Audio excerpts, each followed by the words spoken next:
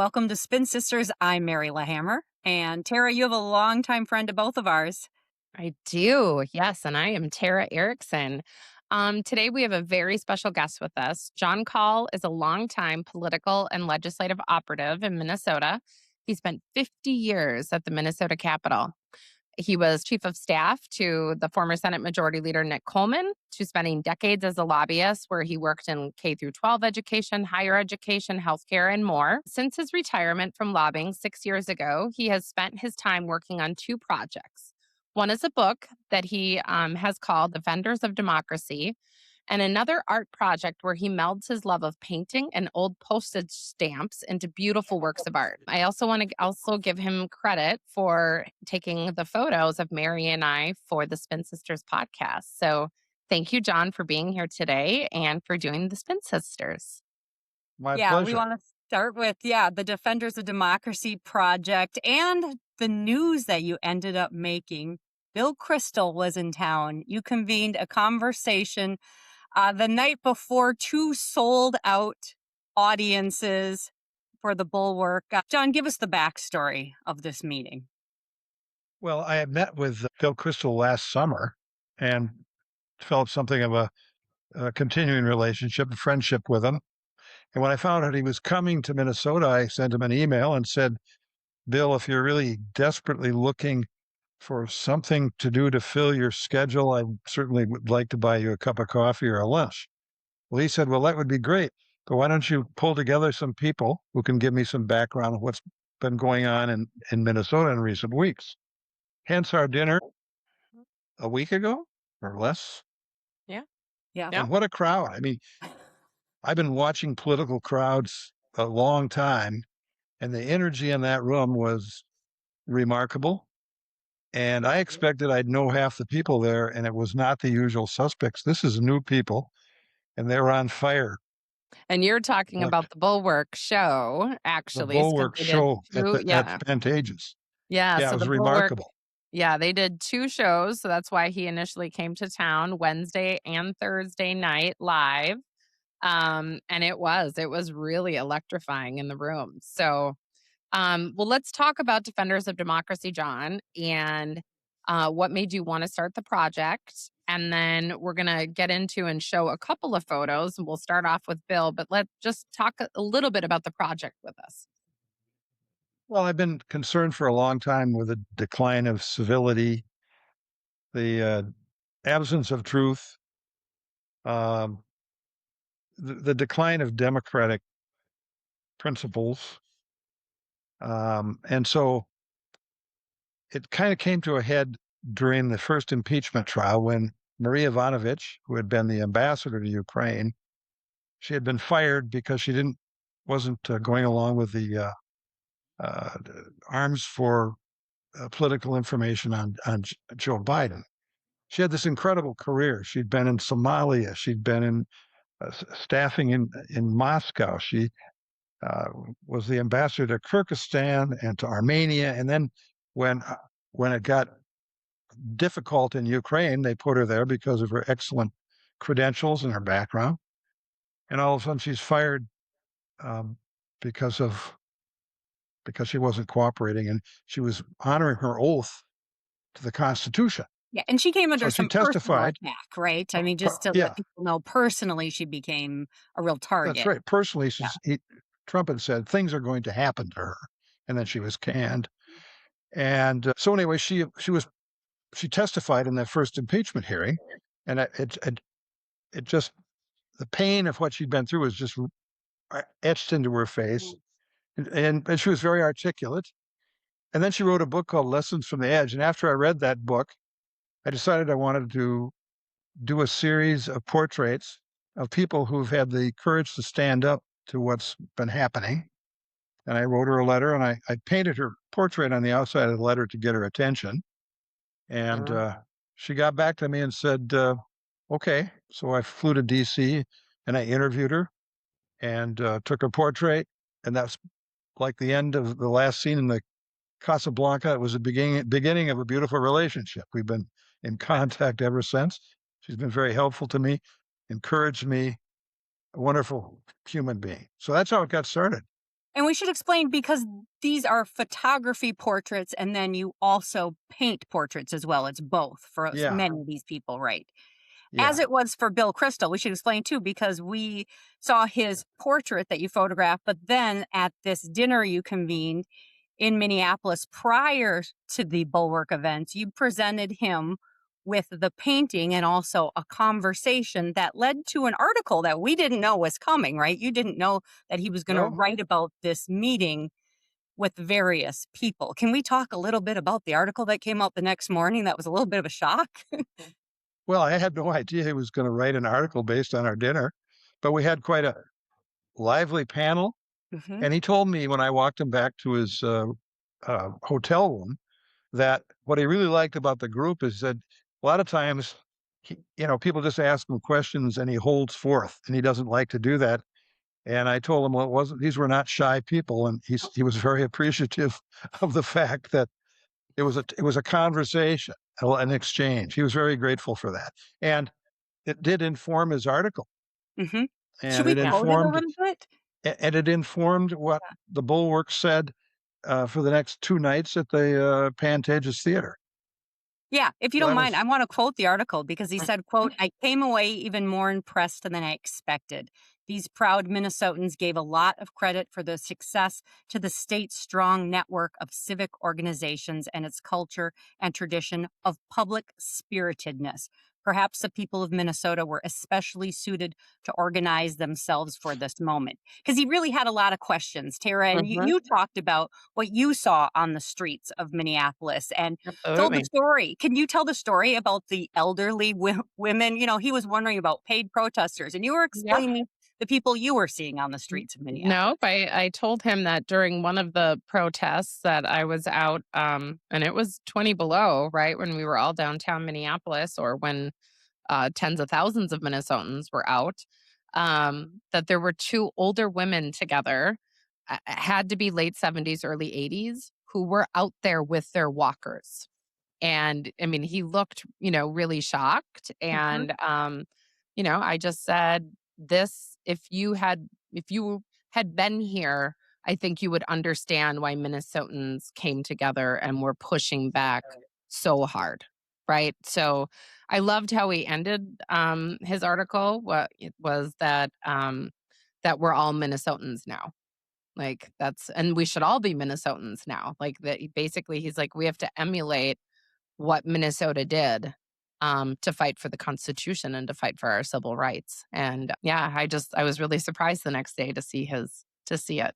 We all were. And his deep connections to Minnesota. I, as a PBS broadcaster, had seen him on PBS and so many different networks over the year as a conservative commentator, but I didn't know the connections he had all the way back to Hubert Humphrey and the stories he told about Rudy Boschwitz and saying how Rudy Boschwitz was kind of a matchmaker and he wanted to make sure that every young Jewish person in DC was matched up. Was matched up apparently. Wasn't Yeah. that interesting to hear all of his connections, John, to Minnesota that went so far back and the deep respect he had for Humphrey?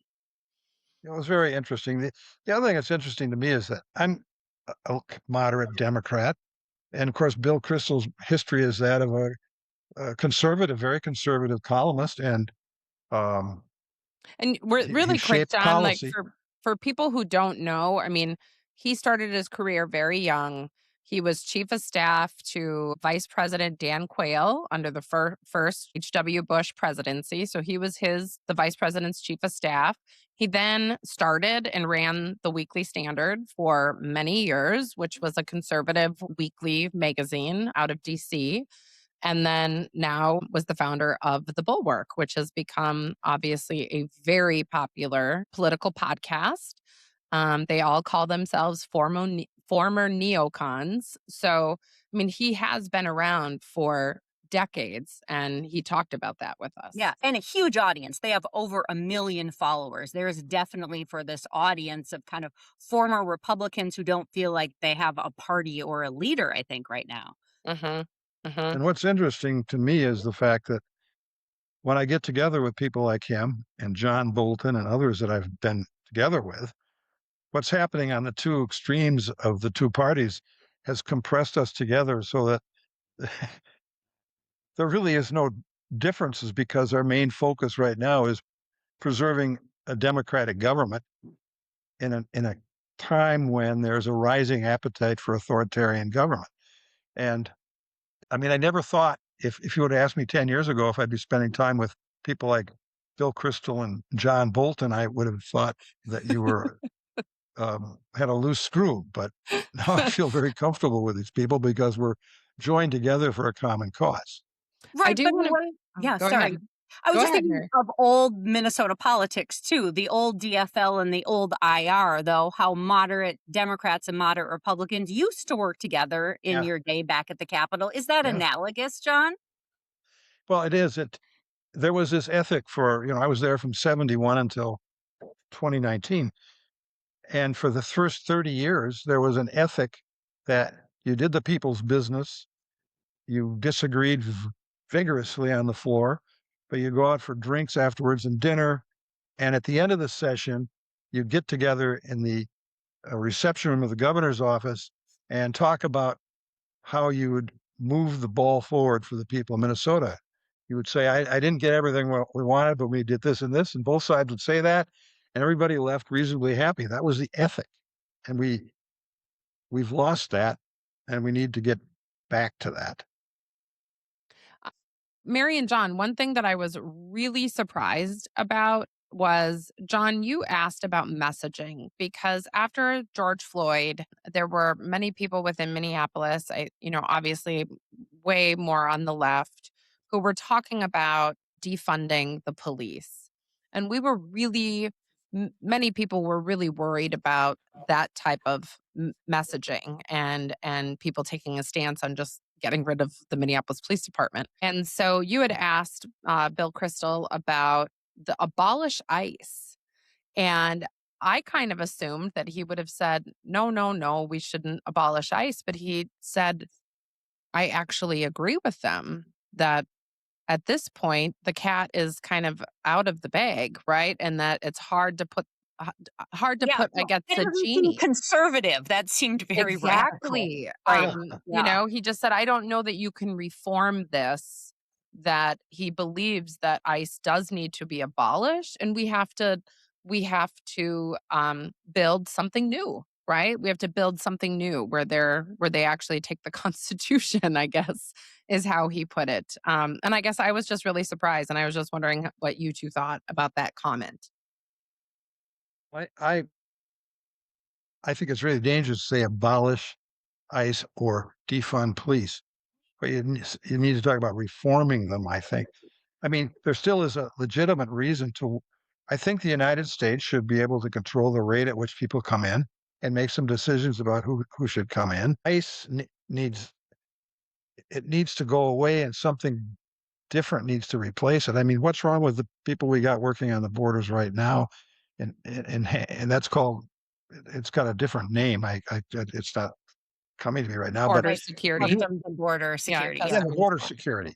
Why don't we beef that up? I don't mean to get us off topic because I know you are in a hotel room in Florida.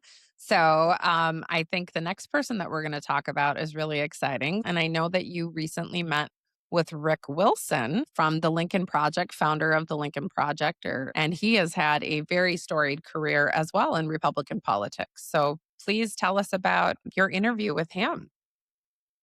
Well, no one's got better credentials as a hardcore Republican operative than him, starting with Rudy Giuliani and Dick Cheney and George Bush. And I mean, again, and then he made a career out of being advising people on candidates and made a very good career at it.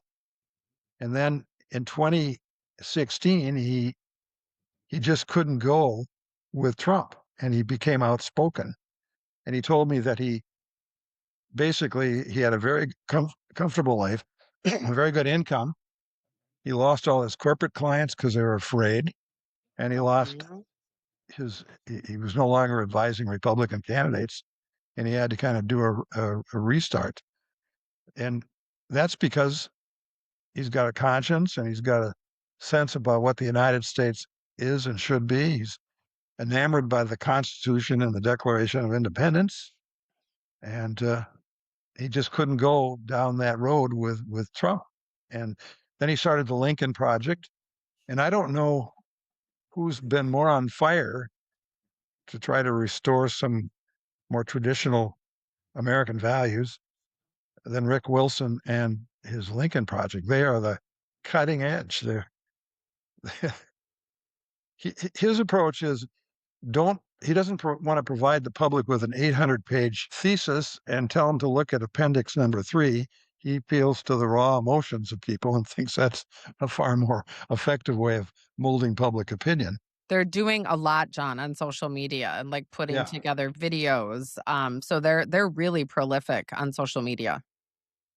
But are they getting people elected? Are they getting people to show up? I mean, what is the ultimate goal and action point? Well, I think that it's like that line from Henry V, Shakespeare's play, about 1,000 actions once afoot can come and focus on a single mark.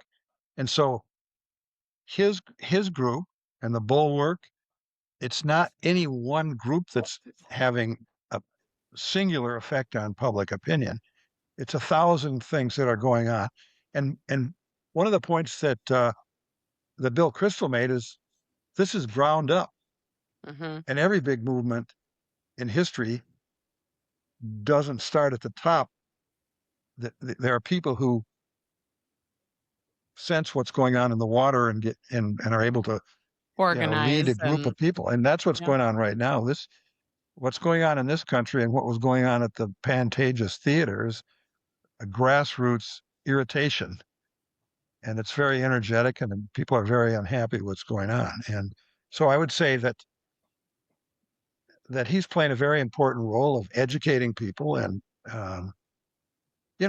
as the major former sources of our news are being taken over by very rich people that seem to like the direction we're going with the current regime, this world of podcasts and Substacks and the internet is filling the gap to make sure there's some balance. If you look what's happening with CBS and the Washington Post, and I mean, thank God for podcasts and Substacks. Independent journalism. Yes, which we're trying to do right here, sir. So thanks for the plug. Bless you. That's part of my question is it independent media, but is it a third-party movement? Does this turn into challenging endorsed candidates? Where is the political space for these movements, for the Lincoln Project, for the Bulwark? Is there an elective space for this? Well, Bill Kristol said to us, I think he said to that night, or if he didn't say it to us, he said it to me, that since 2016, he hasn't voted for a Republican. Mm-hmm. He said that to us. And it's not because he is in agreement. I don't know if I'll repeat it, but well, I think that he's pretty open about that, and it's because he wants to restore some civility and strengthen democratic process, which has been on a terrible backslide for quite a while. Mm-hmm. And it's not because he agrees with certainly the liberal wing of the Democratic Party, far from it, but we do have a common cause in trying to restore some civility and some truth and some process to making laws. Before we go to the next, I know that you brought Rick Wilson a gift as well, like you did for Bill Kristol. Yeah. So we'll put that up on the screen. I just want to know, how did he react when you gave him his gift and his very large painting or envelope of President Lincoln? Well, he liked it a lot, and I've been using this technique with most of the people I've met with. And when you want a good portrait, you don't just start out by getting at their house and shaking their hand and starting to take their pictures. So the art, is something that establishes some kind of relationship. And then the interview gives them a chance to gauge me and take my measure.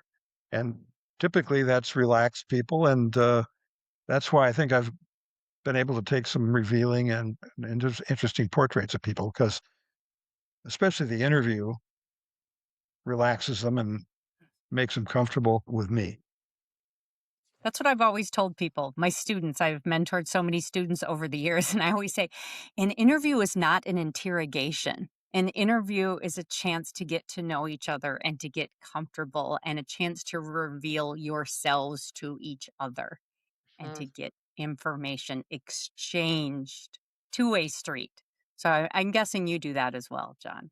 Yeah, in fact, when this project started, my intention was just to get portraits and do a photographic exhibition around the country.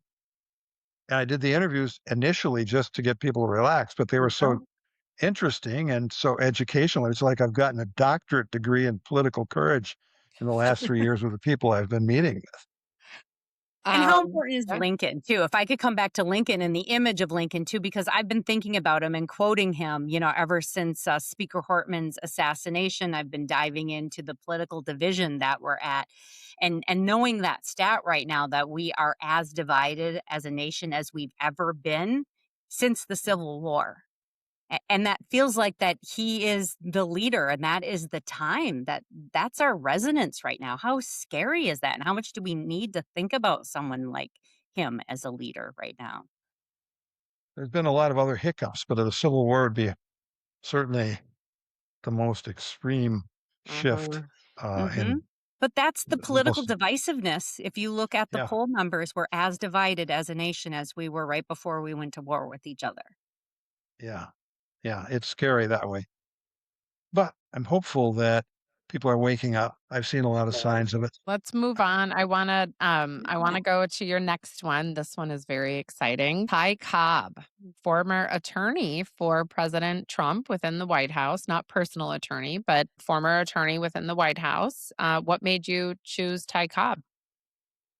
Well, because he's another one of those people like, another very conservative, a lifelong Republican, active in Republican circles. I mean, it's easy to find Democrats that are willing to take a stand against Trump, but finding people that have to go against their own tribe. I mean, it takes a lot of courage to go against your tribe. And that's what he did. And he's been really articulate and he's been all over the news. In fact, when I first asked him, he said he would be he's honored by the request, but he said, I'm just doing what a citizen should do, and I don't think I should get special recognition for that. So I sent him a note back saying, "You've just made the case for why you have to be in this," and then he agreed. Yeah, You turned a no into a yes. Yeah. That's and a he was good life delightful. skill. I went down to where he lives in South Carolina, and we got together the night before just to get acquainted, and then we spent a lot of time the next day, and we've been in touch ever since. He contacted me on my birthday to wish me a happy birthday. We've hit it off really. He's just a gutsy, articulate guy, and Mhm. he's really spoken up about his concerns. With a super cool mustache. Yes, Yeah, yes, he is a great subject, isn't he, for a Eh, portrait? yeah. And absolutely, I, I absolutely. I gave him an Oliver Wendell Holmes painting, which he appreciated very much. And I That don't know if you've been paying attention to very recently, he talked about the president's attacks on the judiciary, one of the greatest threats to democracy at this stage of the game. He's still really speaking out. Yeah, he's on all the time, and Mhm. I really admire him. He's very unaffected, open, kind man with uh, with quite interesting life experiences. I mean, being in the White House. Oh yeah, the one thing that's interesting is he told me that at one point Trump was a little unhappy with him and told him that he was no Roy Cohn, and his response was, "Thank you, Mr. President," because if you know anything about Roy M. Cohn, Right. he was Senator Joseph McCarthy's hatchet man, and Yep. then he became Trump's mentor, and it's the McCarthy playbook. So he's got a plaque in his house with that on it. That quote. Love So to. Yeah. then first off, what you started with was the painting. And I didn't know this. You told me that you had painted many, many years ago, and when you retired, you decided you wanted to start painting again. But for years, I would get a letter in the mail from you, and just with a ton of different stamps, and they were Yeah. so cool. And so, how did you decide to intermingle those two things into art? So tell us a little bit about your envelope project. I know the first one we're going to put up on the screen is our first president, George Washington. So let's talk about the project that you've done, and then we'll talk about George Washington. Well, as you said, I'd painted back in the 70s, and then there was a 40-year gap, and I was wondering if I ever picked up the brush again, how had the last 40 years informed my vision? And so I was sending these letters to people with all these stamps. They were thematic. And then I thought, well, maybe I can up my game. And I was thanking two people that had volunteered to help me on a project. And I painted Gershwin and sent it to the pianist, and I painted Rachmaninoff and sent it to the cellist. And they both they were really crude because it was my first efforts, but they thought they were really cool. So that's how it started. Now, 350 later, I'm still doing it, and I've gotten better. Oh, they're fantastic. Yeah. Yes.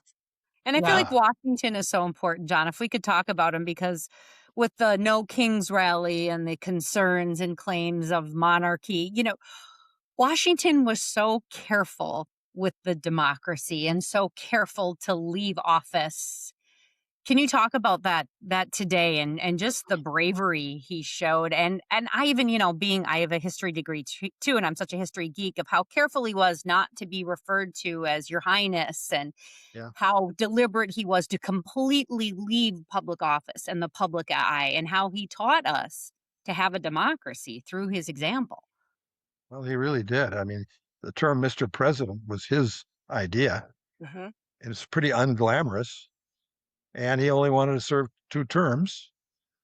He wasn't enamored with power, and he wasn't. I read a lot of history. I don't think he was corrupted by power. We certainly see a lot of power corrupting today, but he was not someone that was corrupted by power, and he did define the presidency, and we're really fortunate he was the first president. There's been a lot of criticism of some of the founding fathers because they weren't perfect, and there's such a thing as ethnocentrism, but there's also something to along the lines of chronocentrism. When you judge people who lived 250 to 300 years ago by today's standards, you're missing something. You're leaving something out. But we were really fortunate that he was our first president. He was a very well-adjusted human being. His efforts were to save the country, and it wasn't just as president. I mean, the Revolutionary War was, if you watch Ken Burns' series, there Yes. was no glory there. It was just Mhm. plugging away until the British wore out. Absolutely. Should we go to the next one? Rosa Parks, and another hero from another era as well. Yeah, I mean, there again, um, it seems like a lot of people today would like to go back to Alabama in the 1950s, and that's what inspired me to paint Rosa Parks. Her courageous. I mean, in those days, when you didn't sit in the right part of the bus, you end up in jail or you get beaten up. Hmm. And so I'm into courage. I'm into moral, physical, and political courage, and that's why I'm doing this project, to honor people that have demonstrated those qualities. And she certainly qualifies. Yeah, what a courageous woman to take the stand that she did and not get up. I mean, yeah, she was absolutely perfect for you to do this. I know that you've talked with me a lot about the civil rights, and I think people are really scared. I've heard people say it seems as though folks want to um, take us back to where women and minorities were in the 1950s, right? And so I'm really glad that you chose her. especially when we have a president who has said the civil rights movement hurt white people. Yeah. I like the next one in particular as well because I think women athletes, and this has been such a huge gain for the respect and movement. Everybody was celebrating Team USA, and we talk about the balance and all the controversy over the women's teams and the men's teams, and we did have the president saying, maybe I have to invite the women, but guys, I can't wait to have the men's hockey team to the White House. And Lindsey Vonn, who we thought would be probably the biggest headline coming out of the Winter Olympics, Minnesota's own, trained on Buck Hill, and what a difficult, tragic Olympics. And the latest news from her too, that she could have lost her leg and how she Nearly had to fought. be amputated. Oh Oh, my goodness. yeah. I mean, I don't understand people who criticize her for having that sense of purpose and that desire to excel. Mm-hmm. I maybe it's because of my age, but I just Yeah, she nearly if you lost don't her have legs purpose in life. for this desire to excel and Yeah, push herself. Yeah. I For her admire country her too. She was incredibly. representing her country. Yeah. I'd love to get her portrait someday. It's been on my list. Maybe you can pull She those certainly Minnesota qualifies. ties. For any of us who have skied Buck Hill, Tara, you ski with your boys. I mean, Yeah. you can't imagine an Olympian was formed on Not that at Buck Hill. hill. No, it No. is pretty shocking. It is pretty shocking. So, John, let's, talk a little bit about Defenders of Democracy in terms of you've been at this for a couple of years. Where are you with the project? When do you think? I mean, at first you thought it was just going to be an art project. Then now it's going to be a book, which is really exciting. I know you're talking to publisher. Do you have kind of a timeline of when this book might be available? Well, I've had some incredible help. Fiona Hill lined me up with an executive editor at a major publishing house. He lined me up with a book agent. Ty Cobb lined me up with a book agent. And also the executive editor that I am describing also lined me up with a graphic artist to design the book, who I'm extremely happy with. And so I cannot get the book done this year. There's just too many details on it. But what I'm hoping to do is to get a traveling photo portrait exhibition moving around the country. And I'd like to start in DC, and I've been working on that so that I can at least create some kind of discussion about moral, physical, and political courage in an election year where that's an appropriate topic to talk about. So I'd like to get the book out at least sometime in 2027 or early in 2028. We've mentioned just a few of the people I've gotten, but No, I mean, I I've gotten now wanted you close to to, talk about a couple more of them. I mean, some of them are amazing. One I got a phone call well, from and started screaming. I was so excited. So please I tell mean, us a little I bit got more. I got Rick Steves, I got Kerry Kennedy, I got Michael McFaul, I've got Olivia Troy, who was Pence's national security advisor. I got Ann Applebaum, I got Adam Kinzinger, I got Danny Hodges, the cop that got crushed in the door on January 6th. Yeah. Miles Taylor, who wrote the book. He Anonymous. wrote Anonymous. Senator Yeah. John Tester, we helped you And get connected out in John Montana. Tester. Good. Yep. Yeah, so I've got 40 Beto people of that. O'Rourke, remember? Yeah, because Oh, yeah, Beto O'Rourke. Yeah, That's that right. one. So I've got 40 people of that amplitude, and I've had great interviews with all but two of them, and I'll finish up on that when I get a chance. And then I just added the Bulwark people. I got their portraits, and I'll have to interview them now later. But so the question is how many do I want? Mm-hmm. So you're not done yet. So You're still ongoing in the project. I'm still ongoing because Okay. there's still some great names out there that I'd like to get, especially in the arts. I haven't cracked the arts yet. Is there anybody in Uh, particular that you're thinking about for the arts? Yeah, I mean, Baryshnikov has said some interesting things about how he left Russia Mhm. 39 years ago because he didn't like what was going on there, and now he's here and he's finding the same things happening here. Yep. And I tried. I wanted to get Yo-Yo Ma, but and Renee Fleming, but that didn't work out. I'd love to get Robert De Niro. If you have Oh, any ideas on Well, how I might Mayor do that. Jacob Fry will Oh, have appeared with uh, him. So that nice. by might the be way, Yeah. in. Yeah, yeah. so Jacob Fry is going to. I am very optimistic about that as being him being added. Let's put it that way. Okay. Interesting. So yeah, So and it's this been great. I mean, I'm getting to know these. I made some friends. What a great way to go out. You're gonna be here for a long time. I need you. I believe Yeah. you're not done yet. And we Yeah. should, harken back. This isn't your first photo exhibit. No, I know no. you've been at Norway House and you did your end of session voyeurism and you want to talk about some of your photo exhibits here in Minnesota? Yeah, I mean, one of the ones that was, I had one about a year and a half ago at Westminster Presbyterian, Mhm. and then I had that one at Norway House, which featured a very able news person who's I'm staring at right now. I didn't bring that up to you to mention me. I just know you've had some great exhibit. What was the theme though of That was just oh, interesting people that I've known. okay. The one at Norway House. And they weren't all The Scandinavians, or were No, they? Oh, okay. no, I just there happened were to a have mix of been all kinds of people. okay. Just Okay. because I've just met a lot of interesting people in my life being in politics.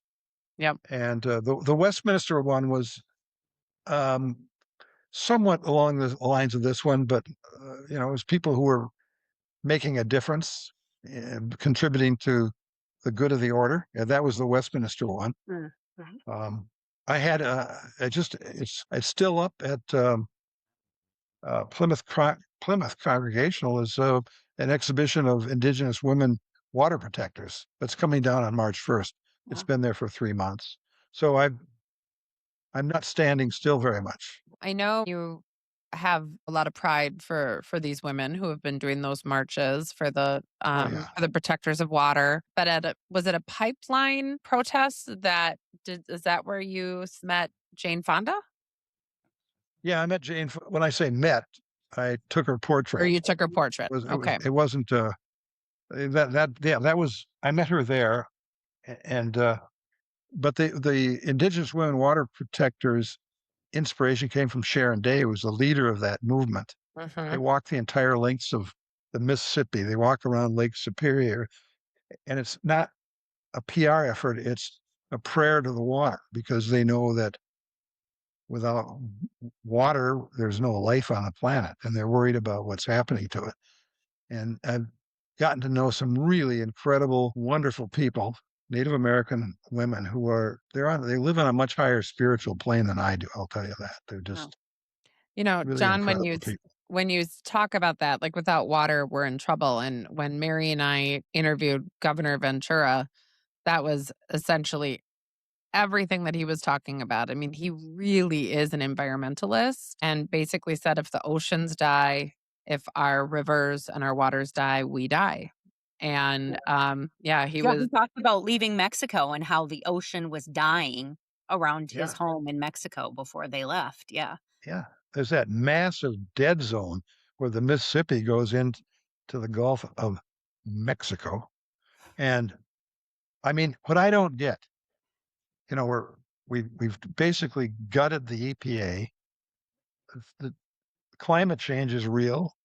If we think we got a border problem now, in 30 years, it's not going to be people from Central America that are going to be the problem. It's going to be people from Alabama, Mississippi, Texas, Arizona coming up north. fleeing to And what are we Canada. doing about it? And Hmm. what about our kids? Hmm. Why we've got this corporate mentality for the next quarter. Don't we love our kids? Don't we have Well, a we talked to conscience Governor about what we're doing? Pawlenty about it. Republican Hmm. Governor Tim Pawlenty, who Yeah, signed our first big aggressive renewable energy bill. And at the time he said, what's the worst thing we can do is make the planet better for our kids when he stood with Will Steger Hmm. and signed renewable energy legislation as a Republican governor. And you and can't Arnie imagine that Carlson's on today. fire. Arnie Carlson's on fire on water. Yep. Yeah. So Yeah. Yes. I Another don't get, Republican governor. Yep. Hmm. when I was young, it was the Vietnam War, and that had a radical impact in terms of young people in the streets. what I see now in these protests now are still older people. There's lots of them out there, and there's some young people. But where are the young people when we're despoiling the planet and leaving them God knows what in the next 50 years? I mean, seas are going to rise 23 feet when the ice caps melt. That should cause some concern Yeah. on Yep. That's It's a policymakers. major stress. When you look at polling, it's one of the major stresses for young people is their concern about the planet and environmental. the environment. Yeah, it's a daily stress. Hmm. John, I want to bring up something else because I know, and I hope Tara can talk about it in a bit too, that you are a touchstone and a resource, cherished resource for both of us. And I know when we were heading into the legislative session and looking at the possibility of a tied House or a tied Senate, and when Minnesota hit both those historical markers in the same year, you were the person I turned to because I think you were the only one still around who had seen a tied House and a tied Senate, and we did a story on it. We did not know that was going to happen in the same year. How different, looking back, John, was seeing a tied House and Senate versus the ties that you witnessed when you were at the Capitol? Well, my first day at the Capitol as an employee of the Senate, it was 33 to 33 in the Senate, with one guy who said he was going to caucus with the majority, Dick Palmer. Well, he decided to caucus with the Republicans, and the Democrats weren't happy. So there was a big fight over control that the Supreme Court decided 8 days later. And then there was another one in 78, and they negotiated. It was Rod Searle versus Irv Anderson, and they negotiated out a settlement that was not unlike what was worked out last year. Yeah, by Melissa Hortman, Yeah, by famously now Melissa looking Hortman. back, that selfless Yeah, act where she really gave up the gavel, didn't she? Yeah. Gave up yeah, the speakership. Yep. yeah. So I've witnessed three ties, and the one in the Senate was a tie because they challenged the seating of Dick Palmer Mhm. on because of unfair election practices, Right, and and then at the that time, passing of Gary Dietzich created a brief tie in the Minnesota Senate that's right, in your time. that's Yeah, right. yeah. So yeah, it's in previous years there was because there just wasn't this kind of rancid partisanship. Things worked out. But is it big picture too that we have a nonpartisan judiciary who draws our lines and we have competitive legislative Yeah, districts that are not gerrymandered?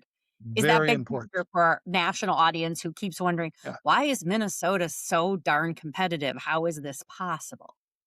yeah.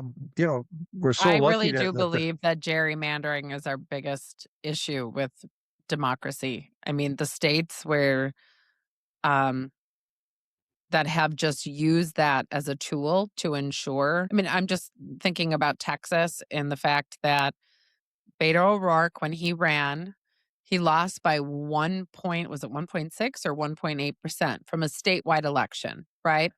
Which should tell you that Texas isn't as red as they say it is. But they've gerrymandered the legislative district so much that hardly But anybody can get Minnesota elected. doesn't. Even though lawmakers are Wisconsin. supposed to draw the lines, they don't. Hmm. Yeah, I mean, Minnesota. It's not like we have a commission. It's just that the legislators can never reapportion. Right. Right. Going And back to our 19. judiciary is still largely nonpartisan in how it operates. Hmm. Exactly. We're so lucky, and I think we're one of a handful of states now you can still take great pride in the judiciary. And I give Governor Al Quie credit for that because he's the one that set up that panel to make recommendations Mhm. to the governor. They're not obligated to take the recommendations, but that's for the most part, governors have followed that. And we don't have the kind of campaigns in Wisconsin. How much did Elon Musk spend? $20 Hugely million partisan. dollars. And Minnesota has toyed with political Yeah, endorsements and we backed off. The yeah. state went there one round and that didn't go so well. And we've kind of backed off again, partisan endorsements and big spending in judicial races. And I would always say this past session, wasn't this the best case test where multiple cases went to our state Supreme Court and they had to decide, are we going to side with the DFL governor? Are we going to decide with the Republican House? And they issued a split decision. Yeah. One case they sided with Democrats, one case they decided with Republicans. That might mean they just decided with the law and the Hmm. Constitution. We are singularly lucky with our judiciary in the state, and let's pray that it stays that way. But I how do we agree. keep it that way? How do we ensure that? Is there any I don't know. safeguard? Because of the White decision, which was many years ago, the Supreme Court, we had a judicial canon in Minnesota that said the lawyers themselves had a rule that you did not get endorsed by either political party. And someone ran, a Republican ran, and he didn't like that and said it was taking away his free speech. He couldn't express his political party. And the Supreme Court said, well, yeah, you're denying him his free speech. And so the White decision has made it basically illegal to have a ban on party endorsements for the judiciary. Another contribution of this current court, along with Citizens United and a few other things. Ugh. Don't get me started on that. The Tara, Citizens you Unite. haven't fully revealed and talked about your important friendship and relationship with John. Do you want to do that? Yes. Okay. Well, I mean, obviously, I met John early on in my lobbying career. So, I mean, obviously, I started in 2000. But how you and I really got to know each other was we started working on a contract together in 2008. And we just formed a really good friendship. And I've called you my work dad for almost 20 years. And you are the person I go to for advice. And when I was feeling very anxious today about a couple of things, I went out for a walk and I called him. He calmed me down a little bit. So yeah, he's very busy, but he does take the time to answer my phone calls and he's always there for me. And yeah, he's just one of the most important people in my life, hands down. I wanted to Goes shout both that ways. out. And Yeah. to work with you, it's like a tour de force. You're you're like the Carthaginian general Hannibal. You find a way to get over the Alps. Yeah, I didn't stop a lot. John, you go back and knew my dad who worked at the Oh yeah, Capitol for, half a century, 35 years full time and half a century. So I always loved that's right. people that knew him. He was one of my favorite people and an incredibly gifted journalist and high ethical standards. Wonderful man, Gene Lamb. Mhm. We're lucky to have mentors. Tara and I always say that. We are so happy and lucky and delighted to Absolutely. have you on and talk about your career, past, present, future, and the fact you are not slowing down in retirement, John Kaul. No. An incredible series of projects and I don't friend want and to mentor you've rust. been to all of us. Yeah.